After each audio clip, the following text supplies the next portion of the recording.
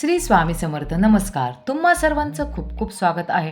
स्वामी तुमच्या सर्व इच्छा पूर्ण करून मी स्वामींच्या चरणी प्रार्थना करून मी सुरुवात करते.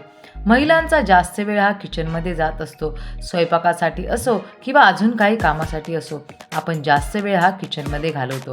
किचनमध्ये अन्नपूर्णेचा वास असतो. वास्तुशास्त्रामध्ये काही नियम आहेत जे किचनच्या संदर्भात सांगितलेले आहेत.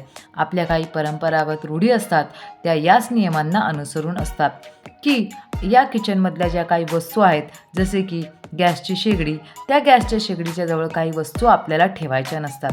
जर या वस्तू आपण गॅसच्या शेगडीजवळ ठेवल्या तर आपली धनहानी होऊ शकते. घरामध्ये कलह निर्माण होऊ शकतो. आजार पण येऊ शकतात.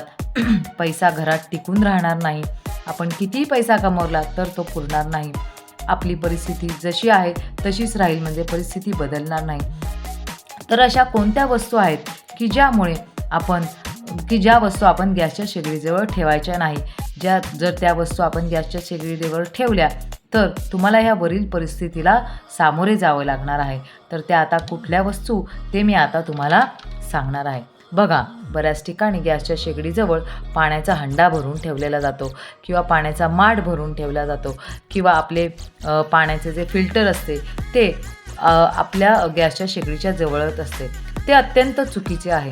या गोष्टीमुळे आपले आर्थिक नुकसान होऊ शकते. आपला जो अनावश्यक काही खर्च आहे तो वाढू शकतो.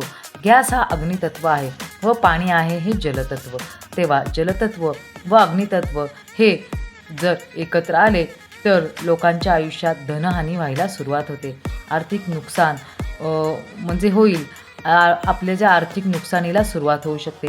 कुठल्याही कारणाने का होईना आपल्याला वेगवेगळ्या प्रकारचा खर्च निघू शकतो. म्हणून गॅसपासून आपल्याला जे पाणी आहे ते कमीत कमी 1 मीटरच्या अंतरावर आपल्याला ठेवायचं आहे. म्हणजे आपला जो काही हंडा असेल किंवा फिल्टर असेल किंवा जो माठ काही ठेवायचा असेल तर आपल्याला 1 मीटरच्या अंतरावर ठेवायचा आहे. किंवा गॅसची जी शेगडी आहे व पाण्याचा जो हंडा आहे त्याच्यामध्ये एखादी वस्तू किंवा एखादं रॅक किंवा कमीत कमी तुम्ही सिंकच्या दुसऱ्या साईडला तरी तुम्ही ठेवू शकता.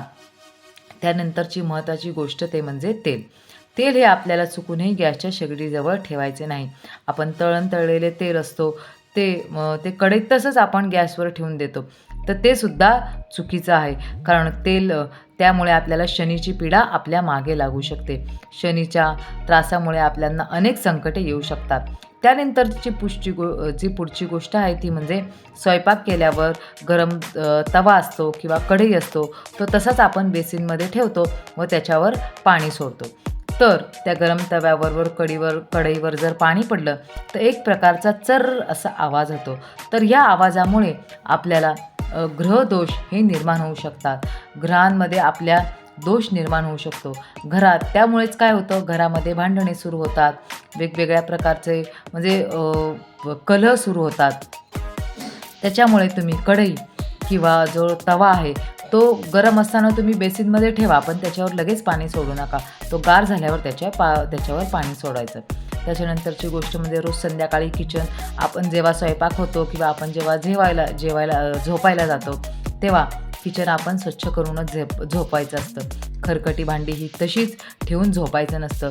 गॅस स्वच्छ करूनच झोपावा. कारण अशा खरकट्या भांड्यांमुळे किंवा किचनच्या ओट्यावर जर खरकटे ठेवून आपण तसंच ओटा रात्रभर ठेवून झोपल्यामुळे अन्नपूर्णा देवी आपल्या किचनमध्ये राहत नाही. तिचा वास आपल्या किचनमध्ये राहत नाही. त्यामुळे किचन नेहमी स्वच्छ ठेवावं. त्यामुळे अशा ज्या छोट्या छोट्या गोष्टी आहेत त्या किचनच्या संदर्भात पाळल्याच पाहिजेत. जेणेकरून आपल्या घरात माता लक्ष्मीसोबतच माता अन्नपूर्णेच्या सुद्धा आपल्या घरावर कृपा होईल व आपल्या घरात धनधान्य ऐश्वर्य यामध्ये प्रगती होईल. नमस्कार.